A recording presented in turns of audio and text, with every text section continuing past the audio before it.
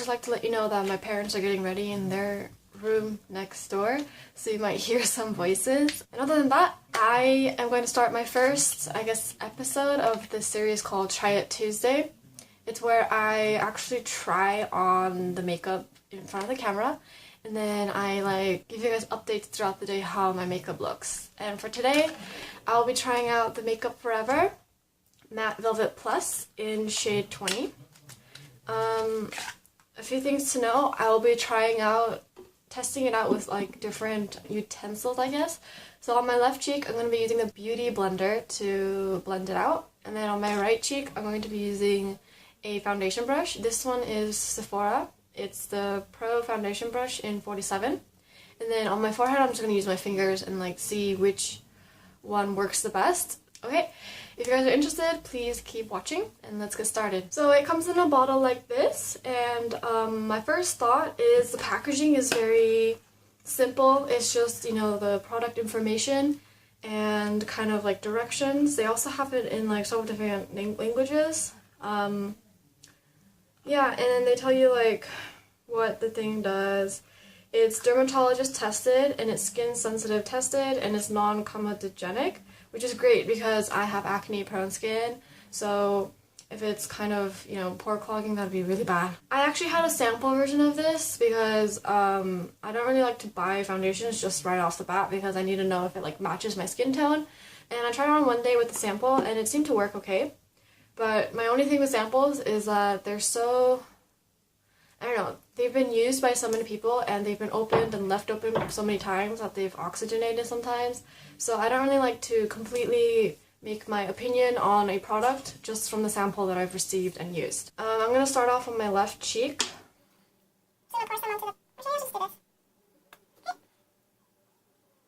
I'm going to work on section by section so that like in case this is a product that kind of dries and you have to like immediately rub it in once you put it on. So I've already wet my Beauty Blender and kind of towel dried it so it's not too wet. And here we go. So far it's the correct color. It's blending pretty nicely.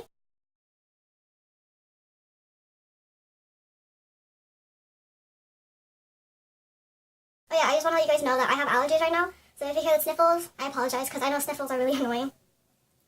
So for coverage, it's kind of like medium coverage. Let me make it a close-up. Like, you can still see a lot of the darker pigment spots, but a lot of the, like, pink areas on my cheeks from, like, I don't know, just washing my face, it's covered. So yeah, basically my biggest issues right now is that these two spots right here are showing through. Oh, and I forgot to mention, I didn't put on any primer or anything, just because I really want to see how it works by itself. And then maybe, I don't know, tomorrow I'll show you guys again with the primer. So I kind of applied it back onto the kind of more problematic areas, and then I also forgot that I'm supposed to like do this side of my lip and chin, so I've put that on too. Okay, bye. Okay, bye. Oh, my parents are leaving. I don't know if you heard that or not. My problematic areas are still showing, but like everything else I was kind of slightly showing through is completely covered now. So I don't know, I might have to just go over this with like concealer, but I don't have concealer, so we're just gonna have to like deal with the pigment showing. So yeah, and there's like, you know, it picked up a bit of foundation on my Beauty Blender, which I think is okay. It's not too bad, but yeah, let's now compare it to the brush. I just actually recently bought this, so I don't really know. This is my first time testing this brush out too. So now, now that I look like this, we're gonna get started. So the brush is working pretty well. I think I might have put a little bit too much on, but that's alright. We can blend this out.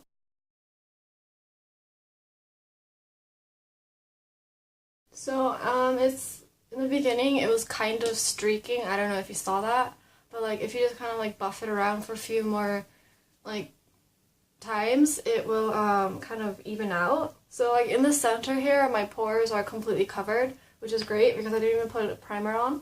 And I usually have to put primer on, or otherwise it like looks really bad. I think the foundation matches my skin tone, which is great. But like again right here I have some like dark spots showing, like acne scars, and I already put like so much on. I don't know, I don't want to put like more on because it'll look cakey, and I'm just kind of blending out this line here so it doesn't look like, you know, a line. Okay, now onto my forehead with my fingers. I can immediately see it's a little bit harder with the fingers. Can you guys see that? Oh my gosh, I look like a geisha, like I'm so pale. I think I might have accidentally put too much on. I'm used to like my BB cream where you have to put like a lot on. Oh my god, I look really pale. I'm just gonna keep blending to see if it'll help. Wow. I look really pale.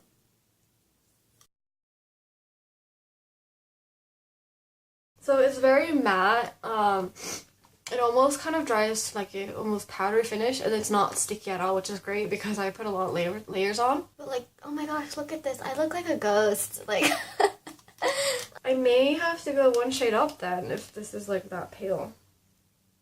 I mean, with my neck it looks alright, but I think just like around my eyes with the like natural shadowing I have, it just, I look like severely ill, or like I'm getting a costume ready for Halloween or something. Like in the mirror I look alright, like I look like I'm on foundation level, like I just need to put like my eyebrows and eyeshadow on, but like on camera I look really, really sick. Like really pale. Okay, so the forehead's been rubbed in. I have some dry patches like right here. Yeah, right here. On my cheek, I don't really notice dry patches at all, so I'll check to see if maybe like they start coming up as the day goes on. Overall, I feel like it was a very easy application. It didn't really like dry before I completely rubbed it in, which I sometimes find that matte foundations can do that just because it's supposed to be like not dewy. And I can see the line between where the foundation is and where my actual skin is, but I don't think it's going to be that visible. I think I look pretty natural enough, like it's my skin color, like it matches pretty well to like my neck.